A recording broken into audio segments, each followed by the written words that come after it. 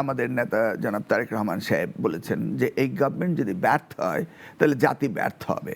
তো এই গভর্নমেন্টকে ক্রিটিসাইজ করে ব্যর্থের মুখে ঠেলে দেওয়া এটা কোনো অবস্থা উচিত হবে না, এটা আমি বিশ্বাসও করি না। আর গভর্নমেন্ট তো তাদের প্রোগ্রাম বলেছে যে December 2025 are the latest June 2026 তারা ইলেকশন দেবেন। কিংস পার্টি যেটাকে বলে আর কি, সরকার ক্ষমতায় যে সরকার, সেই সরকারের সমর্থনে বা তার প্রভাবে যে কোনো দল, এটি নিয়েও কিন্তু আলোচনা হচ্ছে যে একটি রাজনৈতিক দল ওইভাবে আসছে কিনা সেটি নিয়ে আলোচনা সমালোচনা হচ্ছে। আসলে এটি আপনি কিভাবে দেখছেন? ডিরেক্টলি আমি কিংস পার্টি বলে আখ্যায়িত করতে পারবো না, কারণ দেখুন গভর্নমেন্টের সাথে কিন্তু এই বৈষম্যবিরোধী ছাত্রদের ভিতরে একটু বিভেদ বা দূরত্ব রয়েছে। কেমন ধরুন রাষ্ট্রপতি অপসারণের বিষয়ে কিন্তু গভর্নমেন্ট তাদের সাথে একমত হয়নি। ভেরি রিসেন্ট 31st নাইটে যে তাদের যে ইশতেহার ঘোষণার কথা ছিল সেটাও কিন্তু সরকারের মধ্যেই তো তাদের প্রতিনিধি রয়েছে, তারা তাহলে কেন? সেটা রয়েছে, কিন্তু সরকার তো বলেছে যে এটা তাদের ইন্ডিভিজুয়াল উইশেস, যে তার প্রক্লামেশন অফ সেকেন্ড রিপাবলিক যেটা ঘোষণা করতে চেয়েছিল সেটা কিন্তু গভর্নমেন্ট বলেছে আমাদের সাথে মানে গভর্নমেন্ট এটার সাথে নেই। সেদিক দিয়ে আপনি পুরোপুরি, কিন্তু তাদের প্রতিনিধি রয়েছে রাষ্ট্র পরিচালনায়, সেজন্য এটাকে পার্শিয়ালি বলা যায়, কিন্তু হেড অফ দ্য গভর্নমেন্টের ইন্টেনশনটাকে আমার বুঝতে হবে। But they have the rights, তারা আবার রাজনীতি করতে পারে। তো ইন দিস কেস তাদের যে প্রতিনিধি রয়েছে গভর্নমেন্টের, তো সেখান থেকে রিজাইন করে আসলেই পারে, সেটাও তারা এখনও করেনি। তারা তো রাজনৈতিক দলের মতো বিভিন্ন বিভাগে বিভাগে গিয়ে জনসংযোগ করছে। এটা কি আসলে এই যে তারা সরকারকে বিভিন্ন সময় হুঁশিয়ারি দিচ্ছে বা তাদের প্রতিনিধি থাকার পর, এগুলো তো তারা নিজেরা বসেও করতে পারে। তারা যদি প্রতিনিধি দল বা তাদের যে প্রতিনিধি আছে তারা যদি নিজেরা বসে সরকারের সাথে বসে করে, তো এরকম জনসম্মুখে করা এটা কি লোক দেখানো কোনো বিষয়?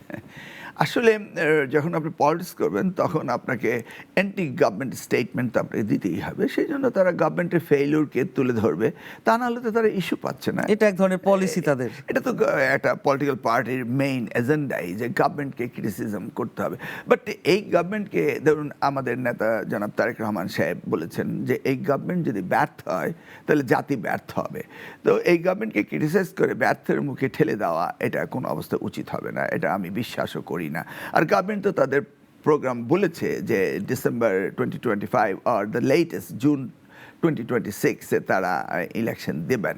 তো সেই ক্ষেত্রে এতটা জেপোডাইজ করার কোনো কারণ নেই। যেহেতু আমরা এই সরকার নিয়ে কথা বলছিলাম, এই সরকার কিন্তু সংস্কারের জন্য 10টি কমিশন করেছে, শিক্ষা কমিশন কেন করলো না? হ্যাঁ, এটা নিয়ে আমি বেশ অনেক কথা বলার সুযোগ হলেই এটা বলতাম, কিন্তু তারা করেনি। তবে শিক্ষা সংস্কার কমিশন আমি কখনো চাইনি। আমরা যদি ব্রিটিশ, পাকিস্তান, বাংলাদেশ এই শিক্ষা কমিশন দেখি, কমিশন কোনোটাই কিন্তু তার যে এজেন্ডা সেটাকে প্রতিফলিত করতে পারেনি। এমনকি আমাদের সময় যেটা করেছিলাম শিক্ষা কমিশন, সেটাও ইমপ্লিমেন্ট করা যায়নি, কারণ it's based on time frame, 5 বছরে আপনি চলে যাচ্ছেন।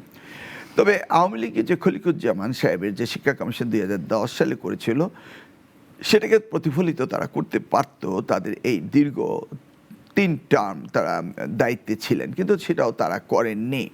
তো আমি মনে করি যে দেখুন বিশ্বের 4 ভাগের 3 ভাগ দেশ রয়েছে যেখানে 5 কোটির মতো জনসংখ্যাও নেই, আর আমাদের দেশে 5 কোটি রয়েছে শুধু শিক্ষায় সংশ্লিষ্টতায়, ছাত্র শিক্ষক নিয়ে 5 কোটি রয়েছে। তো সেই জন্য এই চলমান পৃথিবীতে এই গ্লোবাল ভিলেজে এডুকেশনটা যেভাবে চেঞ্জ হচ্ছে, সেই ক্ষেত্রে আমাদের এটার সাথে সবসময় সংশ্লিষ্ট থাকার জন্য আমি মনে করি পার্মানেন্ট একটি শিক্ষা কমিশন দরকার, স্থায়ী শিক্ষা commission, parallel to the education ministry. এটা হলো আমার মূল আইডিয়া। তো এটার কোনো, এই শিক্ষা কমিশন কোনো এক্সিকিউটিভ পাওয়ার থাকবে না, এবং এই শিক্ষা কমিশনটা হবে কনস্টিটিউশনাল, এবং তারা মানে সবসময় শিক্ষা মন্ত্রণালয়কে তাদেরকে ফিড ইন করবে তাদের রিসার্চ অ্যান্ড ডেভেলপমেন্ট দিয়ে, শিক্ষা এই গ্লোবাল ভিলেজের শিক্ষাকে কিভাবে আমাদের সাথে সামঞ্জস্য করা যায়। সেই ক্ষেত্রে আমাদের সবচেয়ে বেশি প্রায়োরিটি দিতে হবে শিক্ষা, শিক্ষা, শিক্ষা। সেই জন্যই আমি মনে করি শিক্ষা একটি স্থায়ী কমিশন থাকতে হবে, যেটা parallel to the education ministry. এই ধরনের কিছুটা কাঠামো নিউজিল্যান্ডে রয়েছে।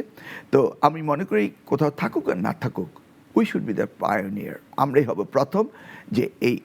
আর এই জিনিসটি আমি খুব বেশি আশা করেছিলাম যখন নোবেল লরিয়েট একজন শিক্ষাবিদ এদেশের সরকার প্রধান হয়েছেন।